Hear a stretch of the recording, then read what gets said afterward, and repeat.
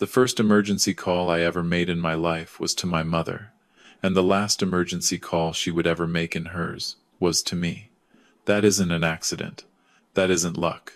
That's what a bond looks like when it's been built brick by brick for 54 years, one quiet, unglamorous act of love at a time. Margaret O'Sullivan was not a complicated woman. She never tried to be. She was the kind of mother who hauled her own folding chair to every single pee-wee football game I played in the freezing Boston drizzle. The kind who packed peanut butter sandwiches into brown paper bags until I was 15 and too proud to admit I still wanted her to. The kind who stayed awake every single time I stumbled in past midnight, not to lecture me, not to scold, but because she physically couldn't close her eyes until she heard the front door click and knew her son was under her roof again. That was her. That was always her, from the first memory I had to the last. Love in her house was never a word people threw around at the dinner table. It was an action, quiet, daily, performed without applause, without ever keeping score. When my father died 12 years ago, on a Tuesday morning in early November, one of those Boston mornings, where the sky looks like wet cement and the harbor smells like rust and cold salt, she didn't collapse. She didn't sob in public. She grieved the way she did everything else in her life, with her spine straight and her voice steady. She sold the second car to pay the funeral expenses and didn't bother to tell me until it was already done and the check had cleared. She ran that little house on Beacon Street on a fixed Social Security income, and somehow, impossibly, she still managed to put a hot Sunday supper on the table for any neighbor, any cousin, any grieving widow who happened to wander in. Not once in 12 years did she pick up that phone and say she was struggling. Not once did she ask me for a single dollar. Not a ride, not a grocery run, nothing. So you have to understand, when Margaret O'Sullivan called me at 7:41 on a Wednesday morning in January and whispered that her chest felt wrong, I didn't pause. I didn't calculate the traffic. I didn't weigh my schedule against hers. Because 54 years of that woman's love doesn't produce a son who hesitates. It produces a son who moves. Instantly. No conditions. No questions. What 54 years of love does not prepare you for is the person standing between you and the front door. Hold on a second before we go any further. My name is Daniel O'Sullivan. I'm 53 years old. I coach youth hockey on Saturday mornings at the community rink in Dorchester, and for the last 11 years, I have been the kind of husband who genuinely believed that keeping the peace was the same thing as actually having peace in his home. I was wrong about that. It took me way too long to figure it out, but I got there in the end, and that's what this story is about. And listen, if you're hearing this from somewhere in the world right now, drop a comment and tell me where you're watching from. Hit the like button. Subscribe if you haven't yet. This is going to be a ride, I promise you that. Now let me back up to that Wednesday. It was January 15th, 7:41 in the morning. I remember the exact minute because I was standing in my kitchen on Commonwealth Avenue, staring at the coffee maker, watching the drip come out slow and lazy, like even the coffee knew it wasn't ready for whatever the day had planned. My phone lit up on the granite countertop. Mom. I picked up on the second ring the way I always did. Danny. Her voice came through thin. Papery thin. Not her voice. Margaret O'Sullivan did not do thin voices. This was a woman who had survived a husband dying, a 2008 market crash that wiped out half their savings, and a full hip replacement surgery without ever once asking for a ride or a meal or a shoulder. Ma, you okay? I didn't want to bother you, honey. And there it was. 83 years old, chest pains happening inside her body, and still apologizing for existing on somebody else's time. How bad is it, Ma? Just tight, she whispered. And my left arm. It keeps going kind of numb. Silence. Ma. I'm probably being silly. Ma, stop. I'm coming right now. I hung up. I stood frozen in that kitchen for exactly 3 seconds. 3. And in those 3 seconds, a checklist ran through my head like a freight train. My truck, my 2018 Ford F-150, was sitting 12 miles away at Mahoney's garage on Dorchester Avenue. Transmission work. They'd called Tuesday evening and said it wouldn't be ready until Friday at the earliest. Okay. Think, Danny. Think. My wife's car. Laura's silver Lexus RX, sitting plump and polished in the driveway. Full tank of premium gas. She had filled it Monday evening on her way home from Pilates. And Laura herself? She was upstairs. I could hear the shower running. That famous 40-minute shower she took every single morning like she was a movie star, getting ready for the red carpet. And right here I want to pause for a second, because this is the moment that everything in my life hinged on. Right here. If you've ever had one of those moments where you can feel a hinge turning in real time but you don't know which direction it's swinging yet, you know exactly what I'm talking about. I walked to the bottom of the stairs. Laura. The water kept running. Laura. The shower cut off. A long, heavy silence. What? And it wasn't the what of concern. It was the what of annoyance. The what of this better be important. I need to borrow your car. My mother's having chest pains. Numbness in her left arm. I need to drive her to Mass General. I'll be back in a few hours.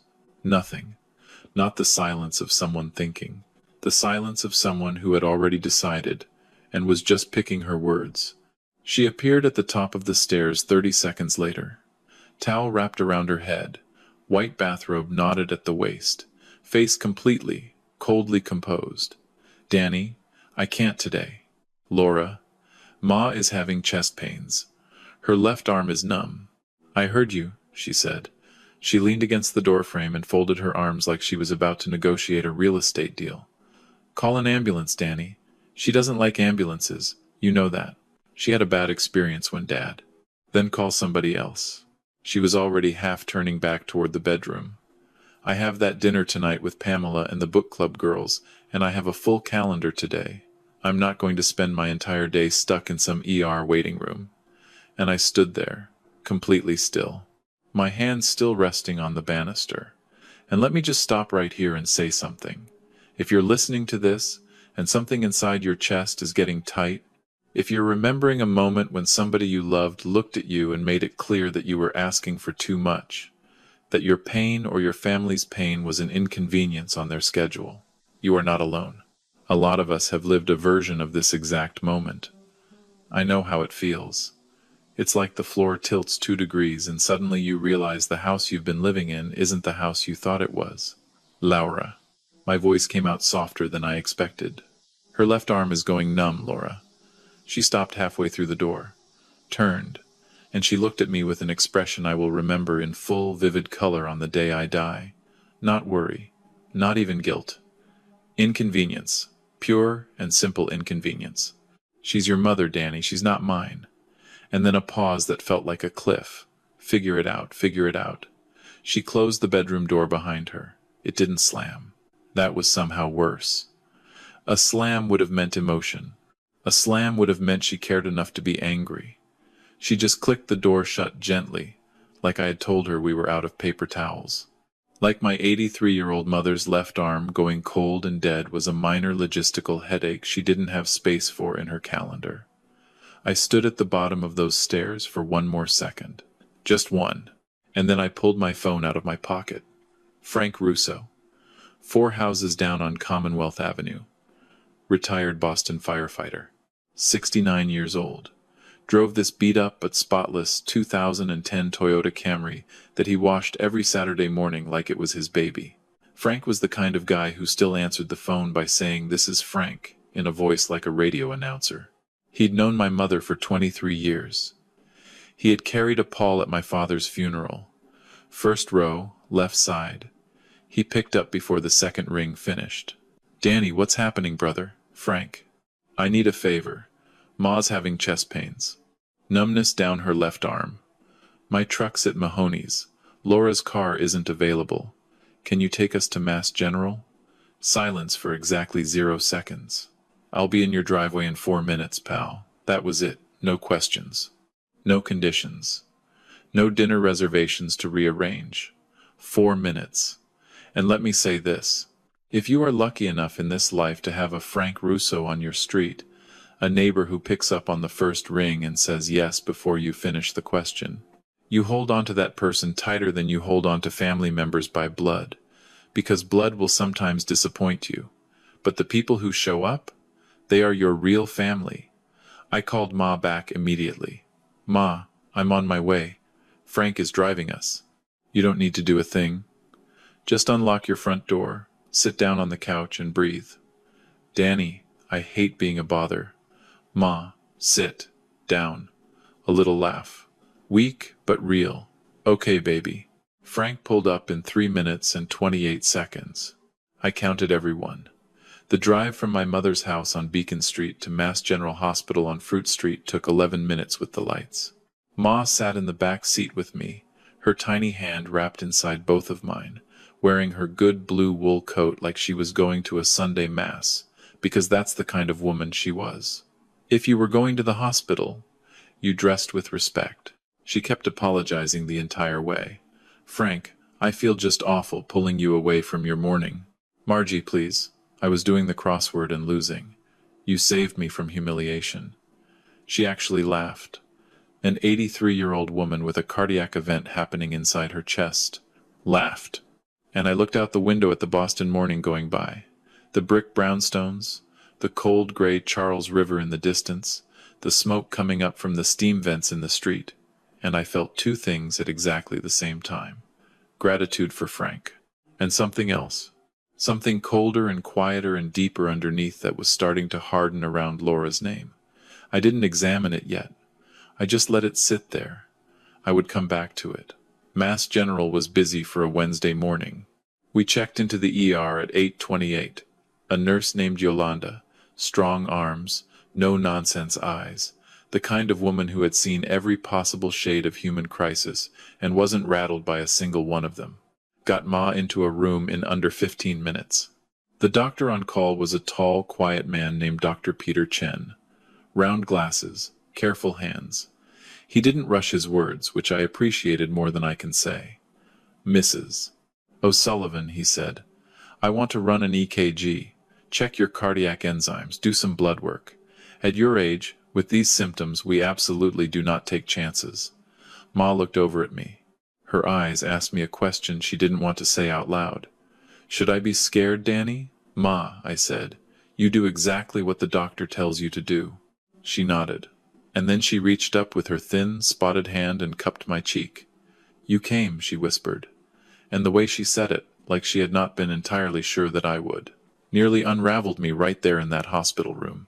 Ma, I said, I will always come. I will always come.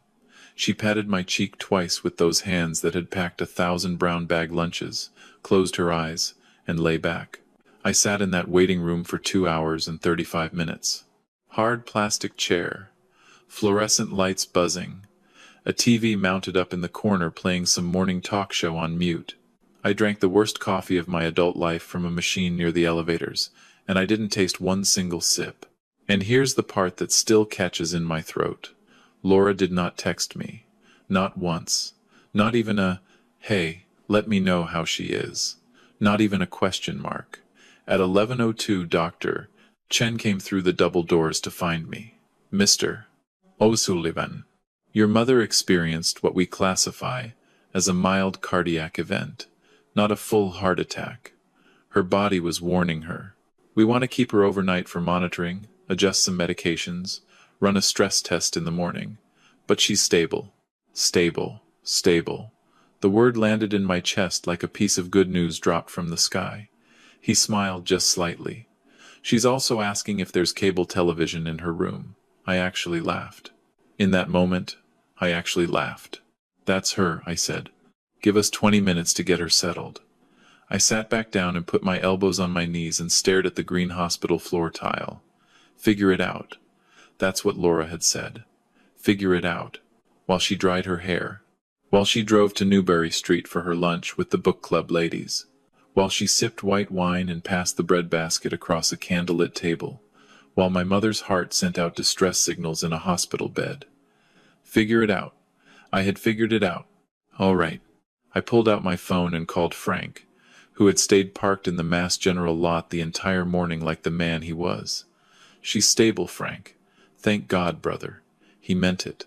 Frank, thank you for Danny. His voice got firm but gentle. Stop thanking me. That's what people do. And I let those 3 words sit in the cold air of that waiting room. That's what people do. And I thought, well, some people do. I stayed with Ma until a little after 4. We watched half a game show together, this time with the sound on, and she beat me twice at a made-up word game she invented on the spot, using hospital supplies and New England town names. She was sharper on her worst day than I was on my best. Always had been. At 3:48, right before I kissed her forehead and left, she reached up and took my hand again. Daniel. Her voice had shifted. The thin, papery voice from the morning was gone. This was her other voice. The one she used when something serious was coming. Yeah, Ma. Laura didn't come. It wasn't a question. I didn't answer right away. She had dinner plans, I said. Daniel. Just the name. That was all. She didn't need more. I looked at her. 83 years old. Blue coat folded with military precision over the chair beside her, eyes clear as river water. She went to dinner, Ma. I said it quietly. With her friends. The words dropped into that hospital room like stones into a deep, still well. Ma didn't gasp. She didn't raise her voice. She didn't say a single word about Laura O'Sullivan. She just nodded slowly, turned her head toward the window, and watched the late Boston afternoon light fall gold and tired across the Charles River. She didn't speak again, but I saw something move across her face. Something quiet, something deliberate, something that looked a whole lot like a decision being made, right there in front of me. I kissed her forehead at 4:01. I walked out of Mass General into the freezing Massachusetts air. Frank was waiting at the curb. We drove back down Storrow Drive in comfortable silence.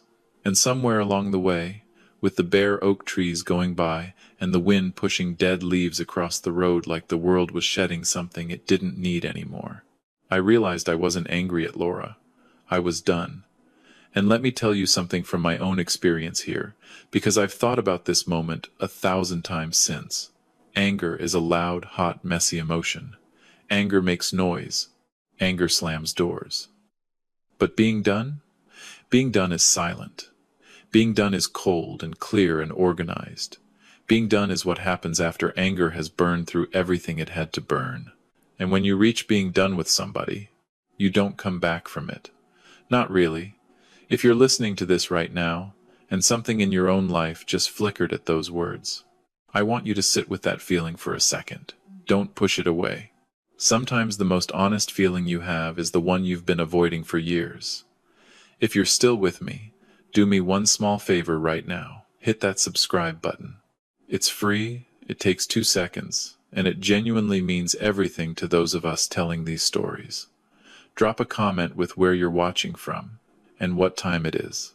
I love reading where these stories are landing in the world. All right.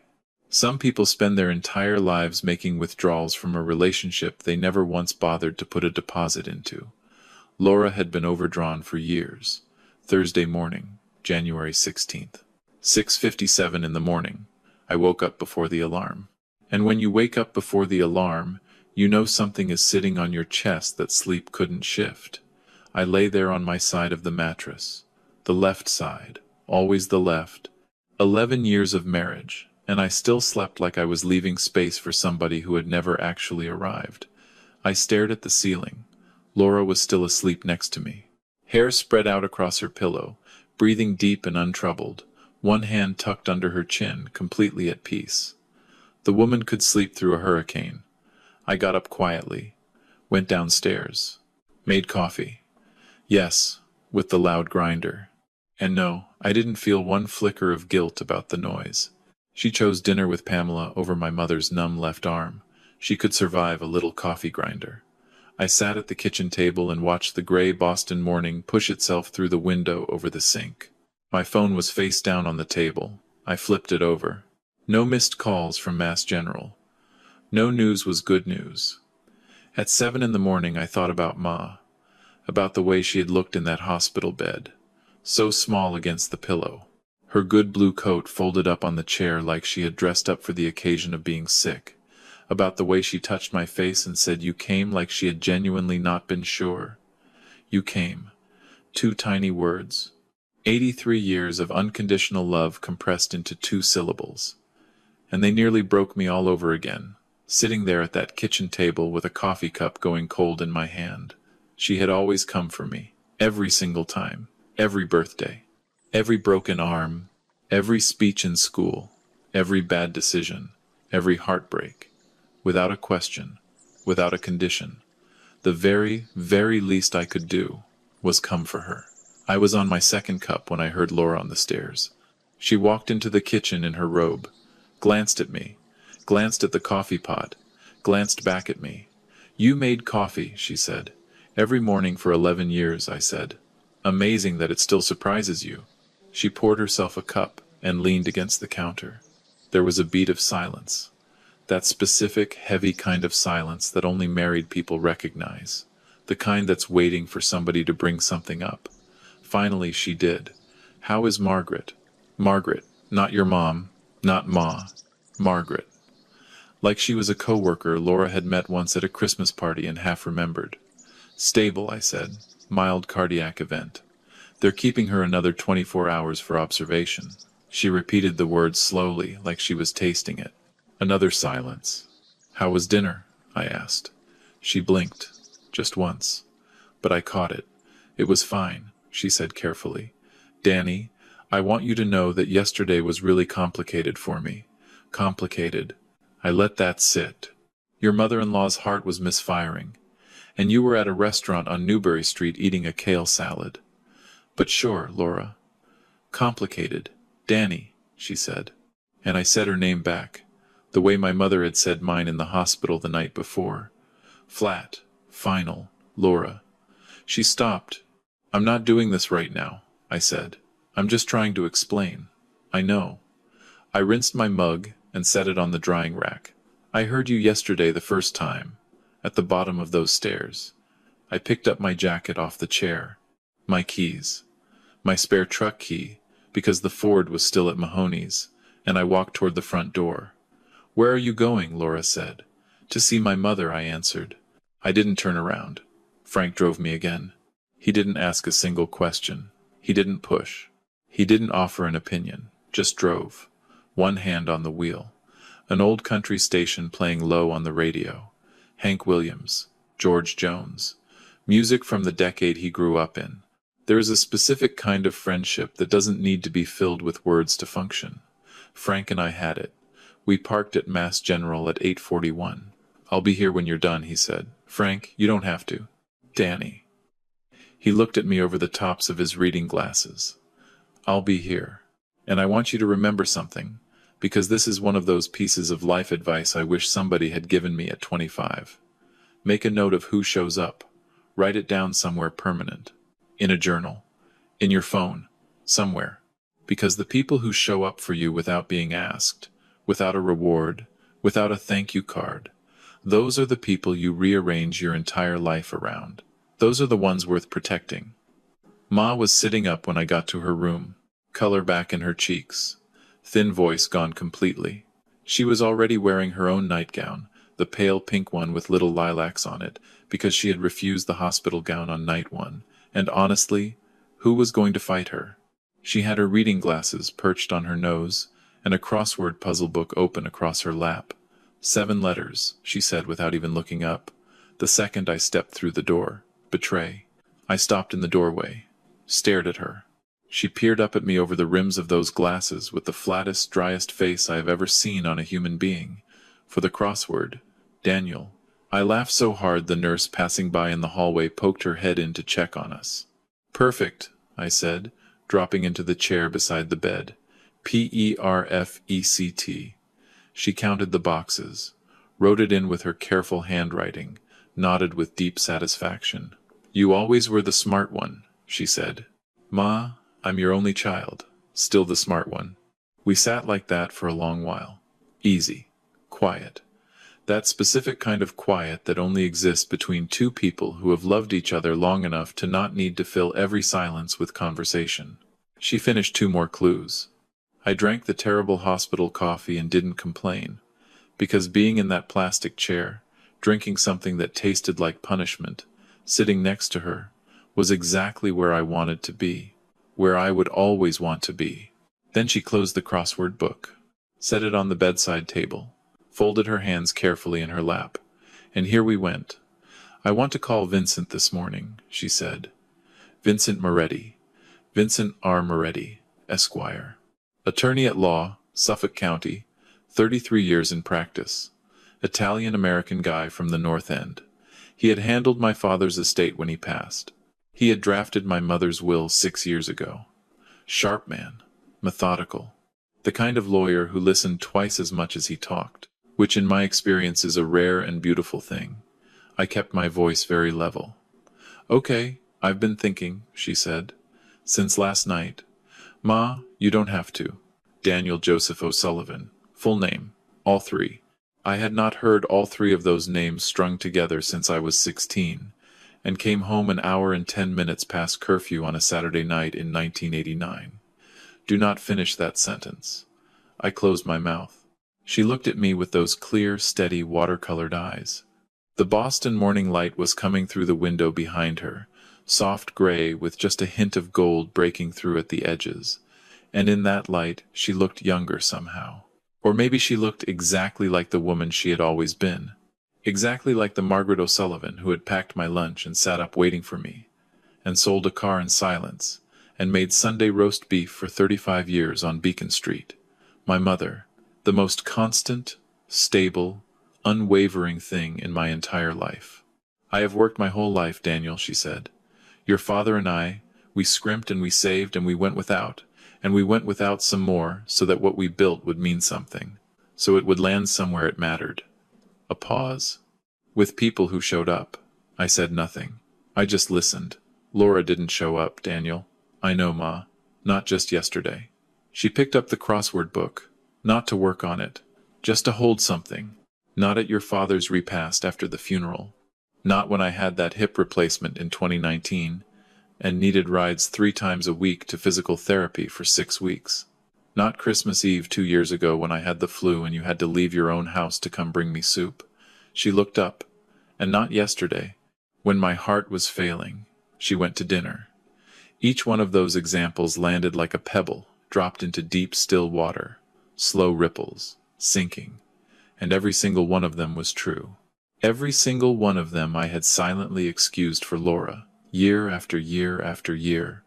"I'm not angry, Daniel," she said, and the truly remarkable thing was, she wasn't. Her voice was even, calm, steady as a hand on a Bible. "I'm just being accurate." She reached for her phone on the bedside table, unfolded a tiny piece of paper that had been tucked inside her glasses case. A phone number written in her neat, slightly shaky handwriting. Vincent Moretti, direct line. She had come prepared. My mother did not make impulsive decisions. Not ever. This had been building inside her for a lot longer than one hospital stay. "You want me to step out?" I asked. She considered it for a moment, then shook her head. "No, stay." And just that one word, stay. Everything inside me went still and deeply, wordlessly grateful. She dialed at 9:23 in the morning. He picked up on the second ring. "Vincent Moretti." "Vincent, it's Margaret O'Sullivan. I hope I'm not catching you too early." His voice warmed right up. "Mrs. O'Sullivan. Never too early for you. How are you? I'm calling you from Mass General, actually." Pause on his end. "I'm sorry to hear that. Is it serious?" "Serious enough to make me think very clearly," she said. And even there, even in a hospital bed, in a nightgown, the morning after a cardiac event, there was this extraordinary dignity in her voice. The kind of grace that cannot be faked. The kind that is built over 83 years of doing the right thing quietly, even when it costs you. "Vincent, I need to update my documents, my will specifically." Silence on his end. Professional silence. Absorbing, not stalling. "Of course, Mrs. O'Sullivan. Would you like me to come to the hospital?" "Today, if possible," she said. "I have very specific changes in mind. I can be there by 2 this afternoon." "Perfect." And she glanced over at me. "My son will be present." "Of course." I'll see you at 2. She hung up, set the phone down, picked up her crossword book again. Just like that, like she had not just altered the entire trajectory of my life. Like she had not just loved me in the deepest, most permanent, most legally binding way a mother can love a son. I sat there for a long moment, throat tight, eyes barely holding. "Ma," I said quietly, "you don't have to do this for me." She didn't look up from the crossword. "I'm not doing it for you, Daniel." She filled in a letter, deliberate, calm. "I'm doing it because I have earned the right to decide where my life's work goes. And I have decided." She looked up over those reading glasses. "Any other questions?" I had approximately 46. I asked exactly 0. "No, ma'am." "Good." She went back to her puzzle. "Now go find me something edible in that cafeteria. Whatever they keep bringing me on that tray tastes like a decision someone made that they immediately regretted." And for one full second, I just stared at her. This tiny, sharp, magnificent woman, in her own flowered nightgown, in a Boston hospital room, filling in crossword answers like the world owed her nothing, and she owed it everything. And I thought to myself, I have spent 53 years trying to be worthy of her. I hope I'm getting close. Vincent Moretti arrived at 1:57 in the afternoon. Charcoal gray suit, black leather briefcase, silver hair, close cropped. He shook my hand with real firmness, nodded at me the way one man acknowledges another when they both understand the weight of a room, and sat down across from my mother with a yellow legal pad and a Mont Blanc pen that probably cost more than my truck's transmission. I sat in the corner, silent, still, a witness. The conversation between them lasted 43 minutes. I'm not going to put every word of it in here. Some things deserve their privacy. But I will tell you this much. By the time Vincent Moretti clicked that pen closed and slid the legal pad back into his briefcase, the document that Laura O'Sullivan had been silently, quietly, patiently counting on for 11 years of marriage, had been fundamentally, irrevocably, and legally rewritten from top to bottom. The house on Beacon Street, which my mother owned outright, paid off in 2011. Daniel. The Vanguard investment accounts that my father had patiently built over 31 years of working as an electrician. Daniel. The jewelry, the furniture, the antique writing desk from my grandmother, the 1966 Ford Thunderbird, still running, still gleaming, that lived under a canvas cover in her garage, the car my father had spent 5 years restoring with his own hands on weekends, the car that still faintly smelled like his aftershave on warm days when you opened the garage door. Daniel. And $30,000 earmarked specifically for the Boston Animal Rescue League on Chandler Street, because Margaret O'Sullivan had volunteered there every second and fourth Saturday morning for 14 years.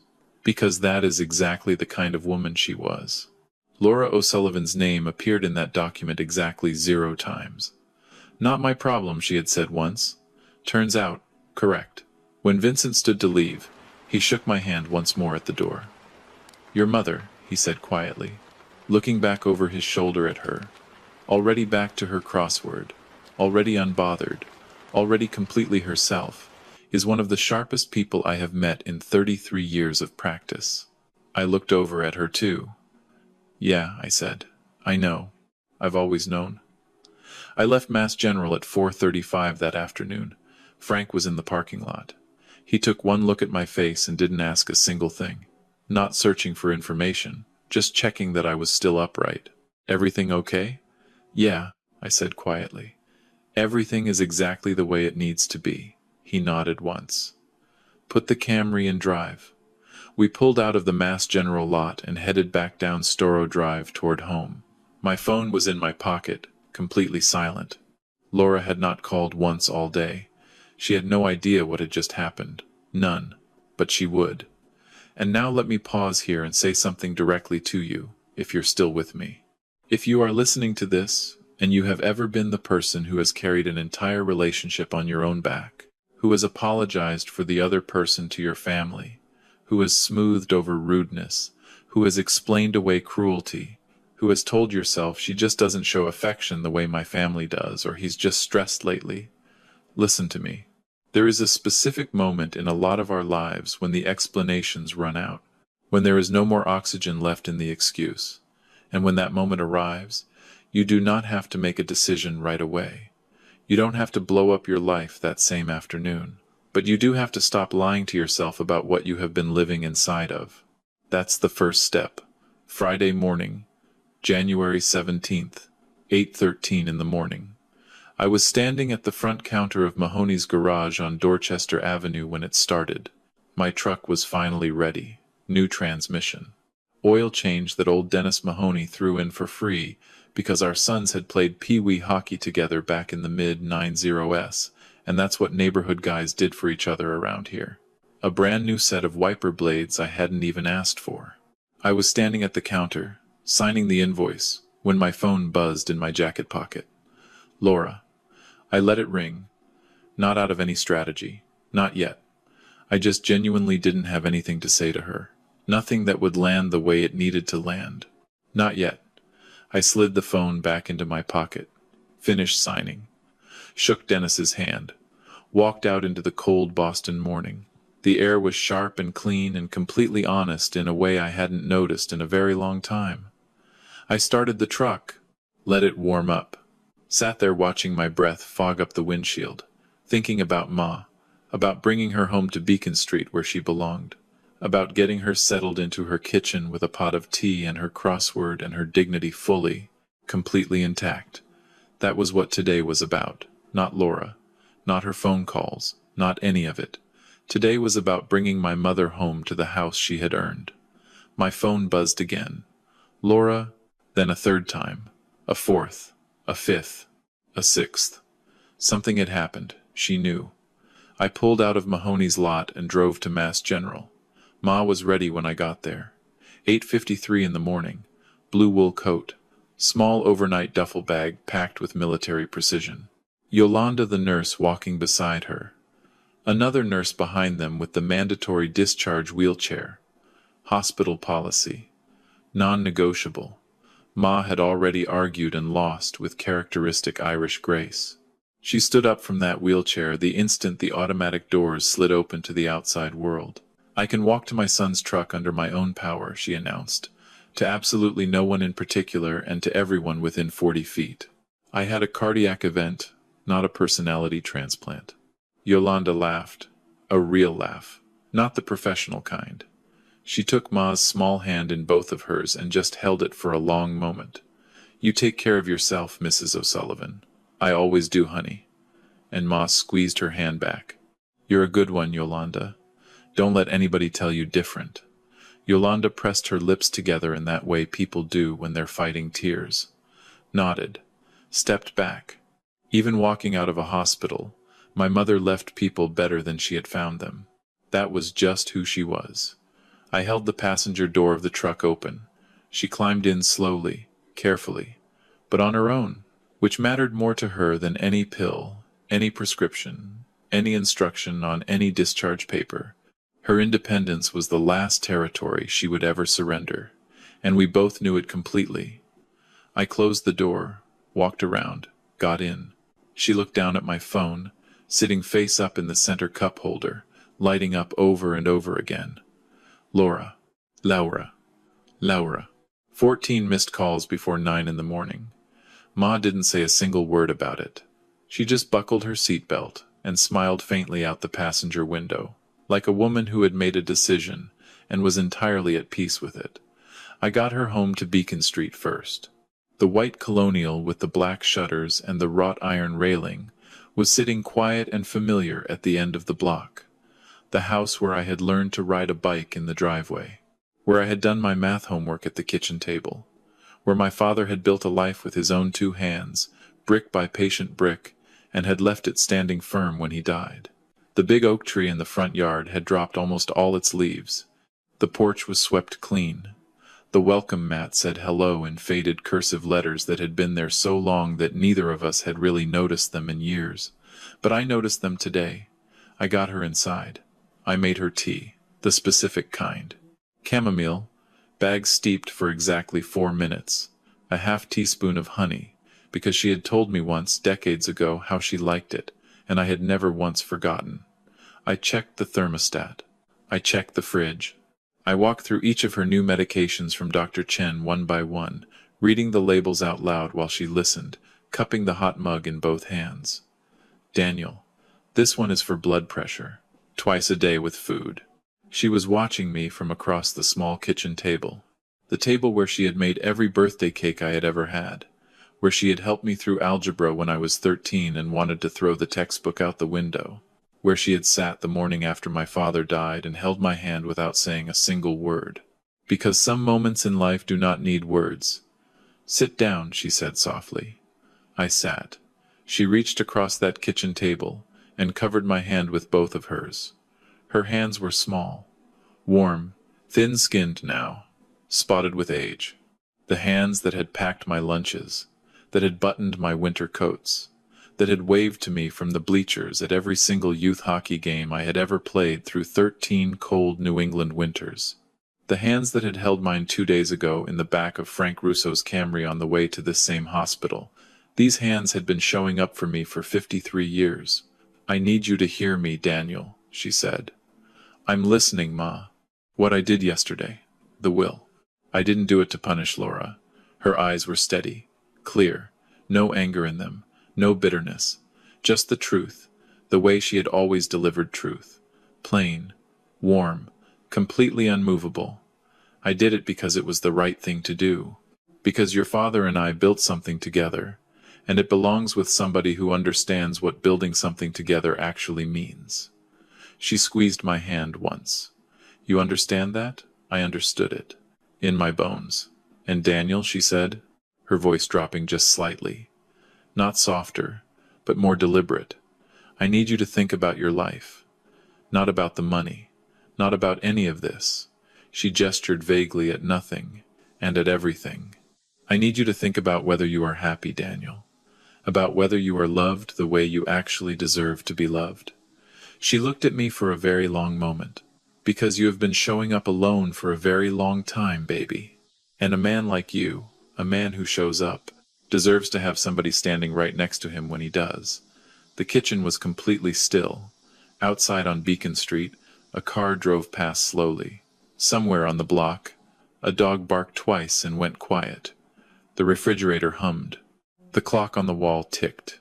Everything she had just said was absolutely true. Every single syllable. My throat tightened. My eyes burned just slightly at the edges. I did not look away from her.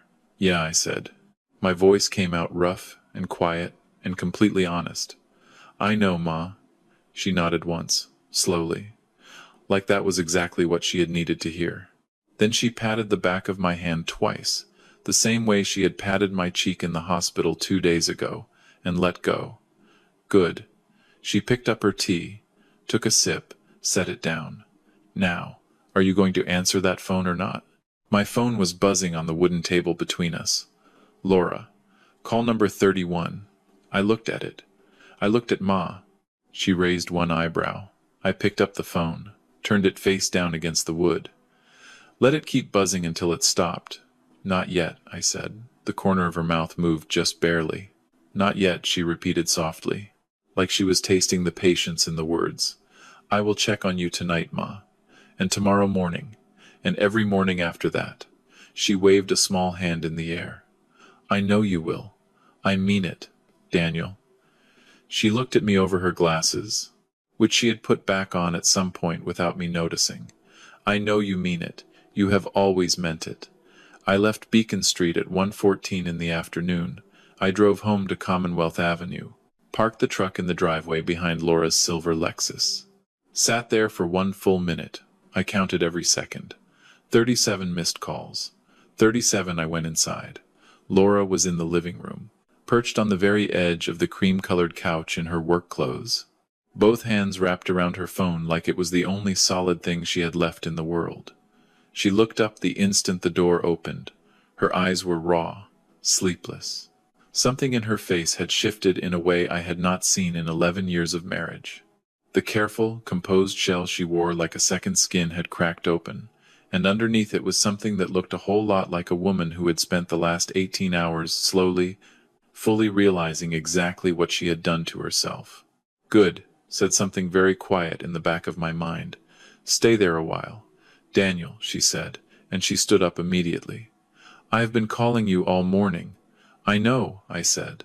I hung my keys on the hook beside the door, and I thought for a moment about Wednesday night, about Ma lying in that narrow hospital bed with monitor wires on her chest and an IV needle in her arm, about the EKG printout Dr. Chen had showed me, about the enzyme levels, about the measured, careful way he had told me her body had been warning her, and about Laura's dinner, about the candles on the table, about the breadbasket being passed from hand to hand down a long rectangular table on Newbury Street while my mother's heart stuttered in the dark. I let all of it sit in my chest for exactly 1 second. Then I looked at my wife. Did you know? Her voice cracked on the last word. About the will, did you know she was going to? No, Laura, I said. I did not know. I turned to face her fully. I found out the same way as everyone else. She pressed her fingertips to her mouth, composed herself. When she spoke again, her voice was quieter and more controlled, but underneath it, threaded through every single word like a wire pulled too tight, was fear. Real, solid, adult fear. The kind that finally shows up when consequences catch up to choices after a lifetime of dodging them. She removed me entirely, Danny. Vincent Moretti's office called my attorney to notify us the changes were filed. She took me out. Everything we were expecting, gone. Danny, do you understand what that means? Then talk to her. Her composure slipped a little further. Ask her to reconsider. Tell her it was a misunderstanding. Tell her I was on my way to the hospital. Tell her. You just what, Laura? She stopped. I took 1 step toward her. Not aggressive. Not angry. Just present. Completely. Quietly. Fully present in a way I had not been in years, because I finally had nothing left to protect. You just had dinner with Pamela and the book club, I said, while my mother was in a cardiac unit. While I was in a plastic waiting room chair under fluorescent lights drinking machine coffee that tasted like regret. A pause. While Frank Russo sat in a hospital parking lot for 3 hours because that is what people do. The color left her face slowly. Completely. Like water draining out of a glass. Margaret made her decision, I said. The same way you made yours. Clearly. Deliberately, and without asking anyone's permission first. Danny, please. She has spent 83 years showing up, I said. My voice did not rise. It didn't need to. For my father. For me. For every single person she has ever loved in her life. She has never, not one single time in 8 decades, chosen dinner over somebody who needed her. I looked at Laura for a long, quiet moment. She simply finally stopped expecting everybody else to do the same. The living room was absolutely silent. Laura looked at me, really looked at me. Maybe for the first time in a very, very long time. And I watched something move across her face. Not just fear anymore. Something deeper than fear. The specific kind of look a person gets on their face when they have finally, fully understood the exact size and shape of what they have lost. And it wasn't the money. It wasn't the house on Beacon Street. It wasn't the Thunderbird under its canvas cover in the garage. It was me. She had finally, fully understood that she had lost me. And the man standing in front of her in the living room, calm, clear-eyed, keys on the hook, heart finally at complete peace with itself, was not the same man who had stood at the bottom of those stairs on Wednesday morning still hoping she would say yes. That man was gone. He had walked out of this house in Frank Russo's Camry, and he had not come back. Her phone buzzed once in her hand. She looked down at it. My mother's name was on the screen. She looked back up at me, eyes wide, something that might have been hope flickering somewhere behind them. And I just looked back at her for exactly 1 second, and I felt it. The last thread of something I had been holding on to for 11 long years of marriage finally going slack. Not with anger, with something much quieter than that. With release. I picked my keys back up off the hook. I'm going to go check on my mother, I said. I opened the front door. The cold Boston air hit me. Clean, honest, completely free. Oh, I said, turning back one final time. Laura was standing in the middle of the living room with her phone in her hand. My mother's name glowing on the screen. 38 calls worth of consequence written into every line on her face. I looked at her for 1 second, and I felt nothing but absolute, cloudless clarity. "You should probably answer that," I said, and I closed the door behind me, and I exhaled. The kind of exhale that comes from somewhere so deep in your chest you didn't even know you had been holding it for years. I stood on that front porch for just a moment. The January air hit my face. Cold, clean, honest.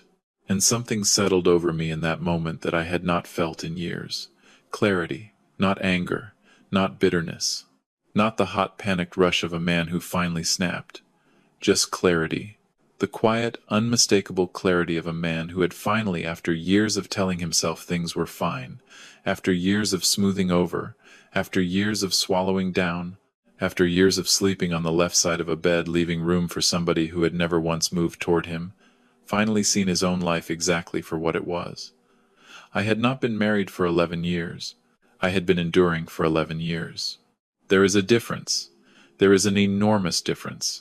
And standing on that porch in the Boston cold, with my mother's voice still in my ears and Laura's face still burning in my mind, I finally understood that difference all the way through. The hospital did not make me see it. My mother lying in that hospital bed with a cardiac event while her daughter-in-law passed the breadbasket on Newbury Street, that did not plant a seed in me. It burned the whole field down and showed me exactly what had been growing there for 11 years. And here is what I want you to take away from this story, if you take anything at all. Because I've thought about it a lot. This story is not about a will. It isn't about a house on Beacon Street, or a 1,966 Thunderbird, or $30,000 earmarked for an animal shelter. This story is about the people who show up, and the people who don't, and learning, sometimes far too late, how to tell the difference. There's a lesson in here that I think applies to almost every single one of us who has ever loved somebody. This is what this teaches us. The worst mistake most of us make in long relationships is that we start grading on a curve.